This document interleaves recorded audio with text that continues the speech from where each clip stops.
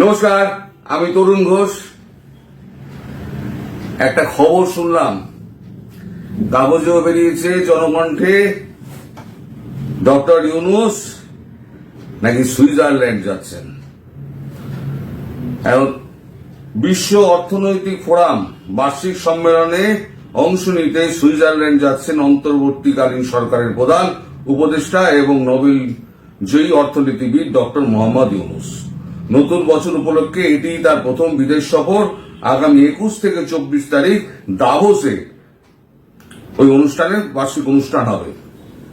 পররাষ্ট্র মন্ত্রণালয়ের কর্মকর্তাদের মতে 4 দিনের সফরে বিশ্ব অর্থনৈতিক ফোরামে যোগ দিতে আগামী 20 জানুয়ারি দিবাগত রাতে দাভোসের উদ্দেশ্যে ঢাকা ছাড়ার কথা প্রধান উপদেষ্টা।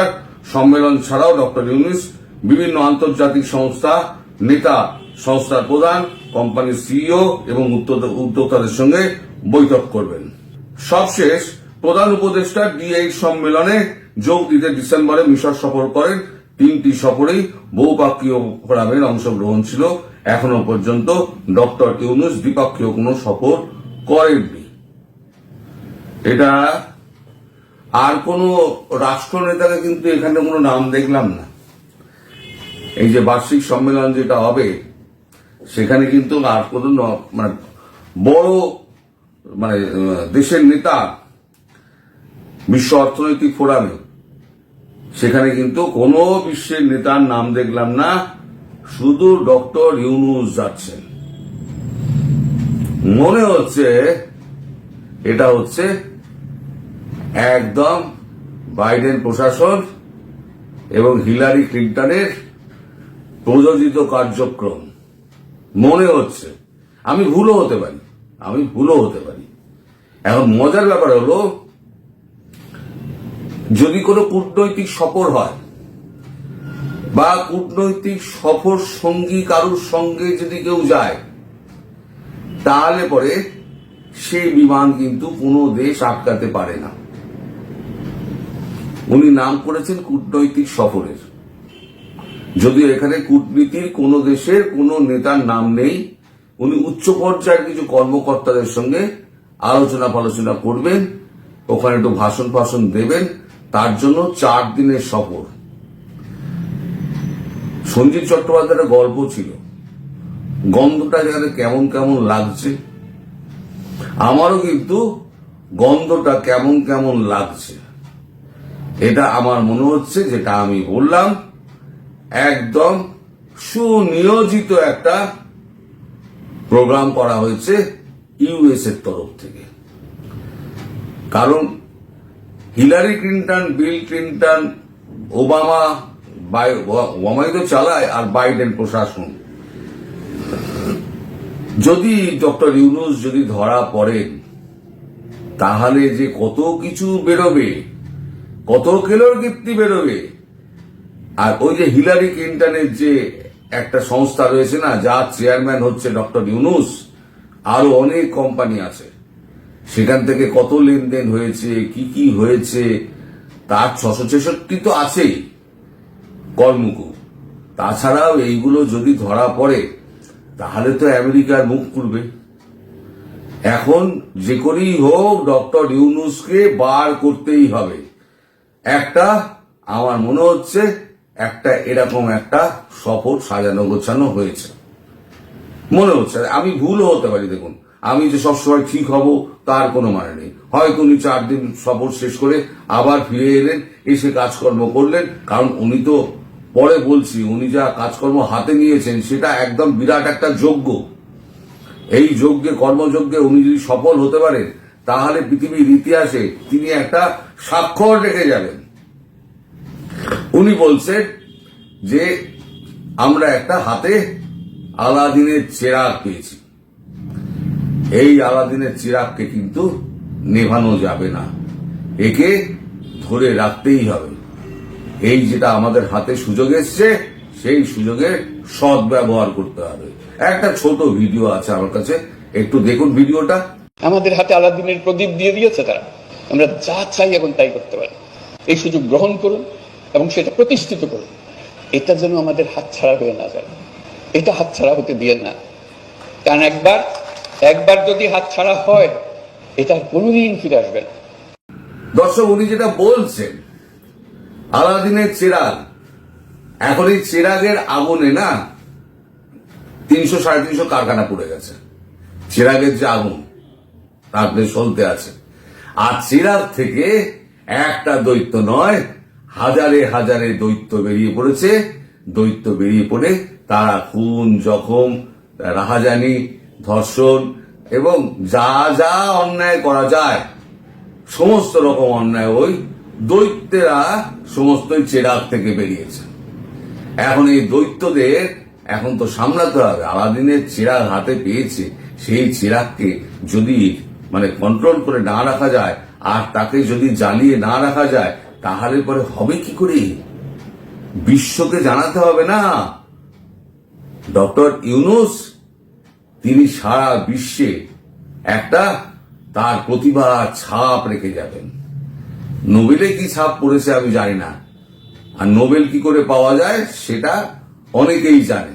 আপনাদের মতো অনেকেই খোঁজ খবর রাখেন, যারা আমেরিকার চামচাগিরি করে তাদেরকে নোবেল, বিশেষ করে ডেমোক্র্যাট শাসনে, রিপাবলিকান শাসনে যারা নোবেল পেয়েছেন তাদের নিয়ে কিন্তু কোনো সমস্যা নেই, কোনো বিতর্ক নেই। আমাদের অমর্ত্য সেনকে নিয়ে যেমন আমাদের রিপাবলিকান দল দিয়েছিল, তখন কিন্তু কোনো বিতর্ক দেখা যায়নি। অমর্ত্য সেনকে নিয়ে কোনো বিতর্ক নেই। কিন্তু বাকি যারা যারা আছে সব কিন্তু প্রযোজিত কার্যক্রম একেবারে। তো দেখা যাক ডক্টর ইউনূস 4 দিন বাদে ফিরে আসেন কি ফিরে আসেন না। এখন তার জন্য আমাদের 20 তারিখের পর 24 তারিখ অব্দি হাঁ করে ঢাকা বিমানবন্দরের দিকে তাকিয়ে থাকতে হবে। এদিকে একটা খবর রটেছে, এই যে দৈত্য ফৈত্য যারা আছে তাদের মধ্যে একজন যেটা আছেন তার নাম হচ্ছে আমাদের Sarjis Hasnat. Big boys pledge that night.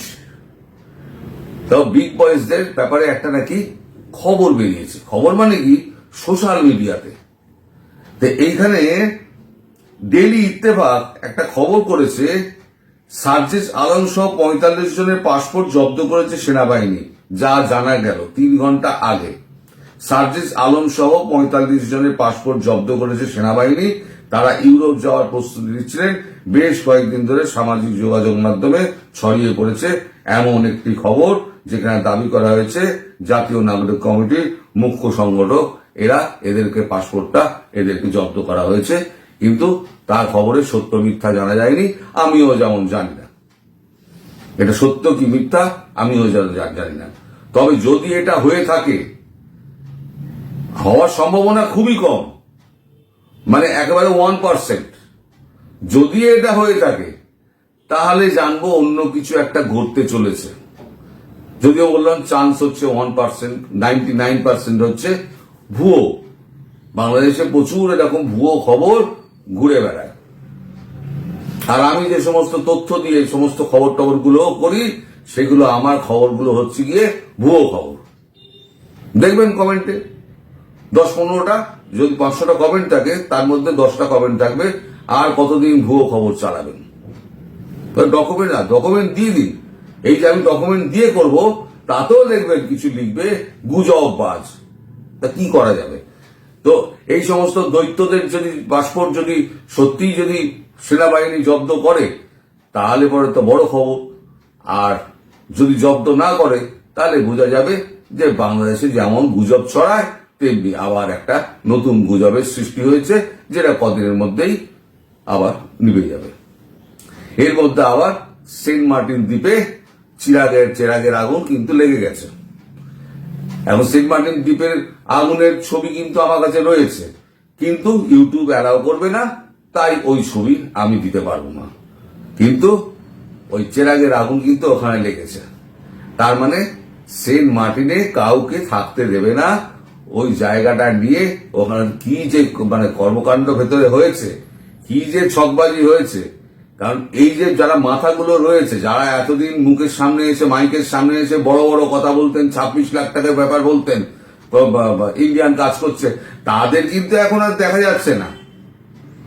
Hasnat বহুদিন বাদে আবার একটা হুঙ্কার ছেড়েছে, সাংবাদিকদের কলম ভেঙে দেওয়া হবে। সময় টিভির তো সাংবাদিকের 30 জন চাকরি খেয়েছেন, না 10 জনের, সঠিক সংখ্যাটা বলতে পারবো না, ভুলে গেছি। এবার নাকি কলম ভেঙে দেবেন। আর কি করবেন ভাই, একটা মোটামুটি একটা তালিকা দিয়ে দিন, আপনারা এই করবেন, দৈত্যদের তালিকা, তাহলে মানুষ সাবধান হয়ে যাবে। সাধারণ মানুষ তারা পাগল হয়ে যাচ্ছে, আর আপনারা এখানে মোটা লেজওয়ালা যারা আছেন, ক্যাঙ্গারুর মতো লেজ, মোটা লেজওয়ালা, সেই লেজওয়ালা মোটা এই মুকুন্দ সমন্বয়ক আর উপদেষ্টা যারা আছে, সেই কটার যে কি হাল হবে আমি তো খুব ভালো করে বুঝতে পারছি।